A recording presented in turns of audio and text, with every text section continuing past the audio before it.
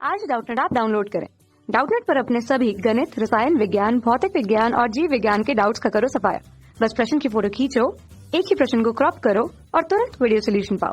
अभी डाउनलोड करें। नमस्कार दोस्तों, स्वागत करता हूं आप सभी का। आपका प्रश्न है, निम्नलिखित समीकरणों को संपूर्ण कीजिए। ठीक है, तो यहाँ पर केवल हमसे कह रहा है कि समीकरणों को पूर्ण कीजिए। ठीक, तो जैसे कि पहली समीकरण में हमें दिया है यहाँ पर Al4C3, यह होता है हमारा एल्यूमिनियम कार्बाइड। ठीक है, तो यहाँ पर जो है हमसे कह रहा है कि इसके साथ किसकी अभिक्रिया कराएं कि हमें जो है कुछ उत्पाद प्राप्त होंगे।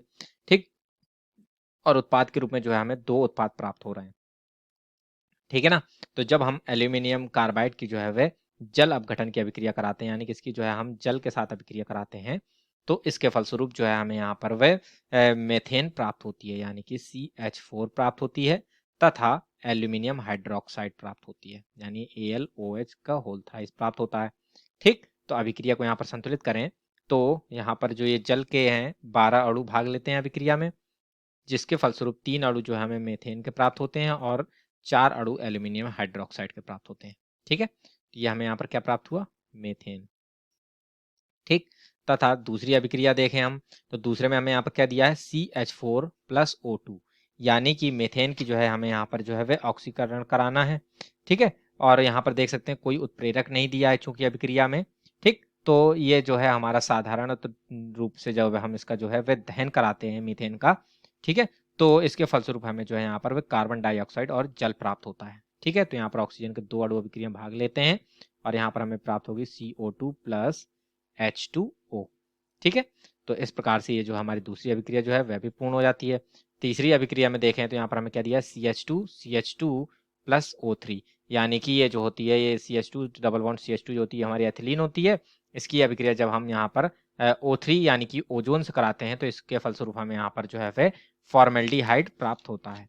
ठीक है ना, तो अभिक्रिया की समीकरण को यदि हम यहाँ पर देखें तो ये कुछ इस प्रकार से होती है कि ये जो CH2 डबल बॉन्ड CH2 है, ठीक है, इसमें जो है जब हमारी इसकी ओजोन के साथ हमने अभिक्रिया कराई तो इसके फलस्वरूप जो है हमारा क्या होता है कि ये जो हमारा कार्बन कार्बन के मध्य बना जो एक बंध है वो टूट जाता है और ये इस प्रकार से हमारे यहाँ पर CH2 सिंगल बॉन्ड CH2 में परिवर्तित होता है। अब ये O3 जो है वह इस प्रकार जुड़ता है, ये ऑक्सीजन ऑक्सीजन ये ऑक्सीजन और इस प्रकार से ये CH2 से जुड़ जाता है। ठीक है, तो ये हमारी बन जाती है एथिलीन ओजोनाइड। ठीक है, अब एथिलीन ओजोनाइड का जो है वह हम जल अपघटन करा देते हैं, तो जल अपघटन कराने पर क्या होता है, ये जो CH2 है इसको हम लिख सकते हैं यहाँ पर HCH लिख सकते हैं और ये जो है हमारा ऑक्सीजन के साथ संयोग करके जो है अलग हो जाती है, तो ये हमारे यहाँ पर फॉर्मेल्डिहाइड का निर्माण कर लेती है HCHO जो कि होता है, प्लस अब ये जो जल का अणु होता है ये इस ऑक्सीजन को ग्रहण कर लेता है। ठीक है, और यहाँ पर जो है वह हाइड्रोजन परऑक्साइड का निर्माण करता है, यानी कि H2O2 का निर्माण करता है। ठीक, तो 2 अणु हमें किसके यहाँ पर प्राप्त हो गए, फॉर्मेल्डिहाइड के, फॉर्मेल्डिहाइड के। ठीक है ना, तो अर्थात यहाँ पर जो उत्पाद के रूप में हमें क्या प्राप्त होगा, 2H2 2 यहाँ पर HCHO प्लस H2O2। ठीक है, ये हमें यहाँ पर प्राप्त हो जाएगा। तथा अब यहाँ पर हमें क्या कर रहा है, एथिल अल्कोहल दिया है C2H5OH। अब यहाँ पर पूछ रहा है कि किसके साथ इसकी अभिक्रिया कराएं, तो हमें यहाँ पर एथिलीन प्राप्त हो और साथ में क्या प्राप्त होता है। ठीक है, तो जब हम एथिल अल्कोहल की अभिक्रिया जो है वह H2SO4 के साथ कराते हैं तो हमें यहाँ पर एथिलीन प्राप्त होती है तथा साथ में जो है वह H2SO4 ही हमारा निकल जाता है। ठीक है, और यहाँ पर जो है ये हमारा H2O का अणु निकल जाता है। ठीक है, तो ये जो है निर्जलीकरण की अभिक्रिया होती है। यहाँ पर ये कैसे होती है इसको भी देखें, तो ये C2H5OH जो है इसकी हम H2SO4 के साथ जब अभिक्रिया कराते हैं, ठीक है, तो यहाँ से जो है ये हमारा एक हाइड्रोजन निकलता है, इस OH समूह के साथ अभिक्रिया करता है और H2O बना करके निकल जाएगा।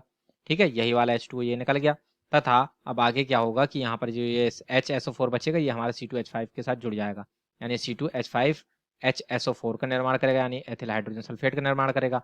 अब ये C2H5HSO4 को जो है हम पुनः गर्म करते हैं, जो कि हमारे यहाँ से जो है वह C2H4 का निर्माण करता है, चूंकि ये जो एक हाइड्रोजन है इस हाइड्रोजन के साथ जुड़ करके जो है वह H2SO4 बना करके निकल जाता है। ठीक, तो यहाँ पर देख सकते हैं हमें अंतिम में और उत्पाद के रूप में क्या प्राप्त होते हैं, एथिलीन तथा H2SO4। ठीक है, तो वही हमने देखा है जैसे कि यहाँ पर हमने बनाया है। ठीक है ना, ये हमारे जो है H2SO4 के द्वारा जो है वह निर्जलीकरण की प्रक्रिया के द्वारा संभव होता है। ठीक है, तो इस प्रकार से हमारी ये चौथी समीकरण भी पूर्ण हो गई, तीसरी भी पूर्ण हो गई। अब पांचवी समीकरण में देखें तो इसमें क्या कह रहा है कि NH3 यानी अमोनिया के साथ अभिक्रिया करानी है, जिसके फलस्वरूप हमें यहाँ पर CH3CONH2 यानी कि यहाँ पर हमें जो है वे एसिटामाइड प्राप्त होता है। ठीक, और साथ में हमें क्या उत्पाद प्राप्त हो, जब हम एसिटिल क्लोराइड की अभिक्रिया NH3 यानी अमोनिया से कराते हैं तो हमें एसिटामाइड प्राप्त होता है। ये क्या होता है एसिटिल क्लोराइड, ये होता है हमारा CH3COCl, ठीक है ना। CH3COCl जो होता है ये हमारा होता है एसिटिल क्लोराइड, ठीक है। तो इसकी जब हम NH3 के साथ अभिक्रिया कराते हैं तो यहाँ से एक हाइड्रोजन निकलता है और क्लोरीन परमाणु के साथ अभिक्रिया करके HCl बना करके निकल जाता है। अब ये NH2 समूह जो है ये जाकर के कार्बन परमाणु से यहाँ पर जुड़ जाता है और हमारे यहाँ पर CH3CONH2 का निर्माण करता है, ठीक है। तो इस प्रकार से ये पांचवी अभिक्रिया भी पूर्ण हो गई।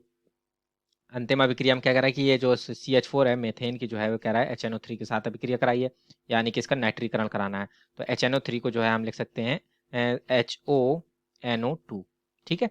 तो ये यहाँ से एक हाइड्रोजन जो है निकलता है, ये OH समूह के साथ अभिक्रिया करता है और ये H2O बना के निकल जाता है, ठीक है, जैसे कि यहाँ पर बना हमारे अभिक्रिया में। अब यहाँ पर बचा क्या हमारा CH3 और ये NO2, तो ये नाइट्रो मेथेन का निर्माण हो जाता है, ये हमारा CH3NO2 का, ठीक है, CH3NO2 का यहाँ पर निर्माण हो जाता है, ठीक है। तो इस प्रकार से छठी अभिक्रिया भी पूर्ण हो गई। अब अंतिम अभिक्रिया में क्या कह रहा है C2H5Br जो है यानी एथिल ब्रोमाइड है, इसकी हमें पोटेशियम हाइड्रोक्साइड के साथ अभिक्रिया करवानी है। अरे पोटेशियम हाइड्रोक्साइड जो है वह हमारा एल्कोहलिक है प्रकृति में, ठीक है। तो जब हम एथिल ब्रोमाइड की एल्कोहलिक KOH के साथ अभिक्रिया कराते हैं तो हमें यहाँ पर क्या प्राप्त होता है कि ये पोटेशियम जो है ब्रोमीन के साथ अभिक्रिया करके पोटेशियम ब्रोमाइड बना करके निकल जाता है, ठीक है। और ये OH समूह जो है वे C2H5 से जो है एक हाइड्रोजन को निकाल लेता है और H2O का निर्माण करके यहाँ से निकल जाता है, ठीक। अब यहाँ पर हमारे क्या बचता है C2H4, ठीक, यानी कि यहाँ पर हमें क्या प्राप्त हो जाती है एथिलीन, ठीक है ना। तो इस प्रकार से जो है ये हमारी अंतिम समीकरण भी पूर्ण हो जाती है और इसी के साथ जो है ये हमारे प्रश्न का उत्तर पूर्ण होता है, ठीक है ना। आशा करता हूँ आप सभी को उत्तर समझ में आया होगा। धन्यवाद। कक्षा 6वीं से 12वीं से लेकर नीट, IIT, JEE वो एडवांस के लेवल तक 1 करोड़ से ज्यादा छात्रों का भरोसा। आज ही डाउनलोड करें डाउटनेट ऐप या व्हाट्सएप करें अपने सारे डाउट्स 8400 400 400 पर।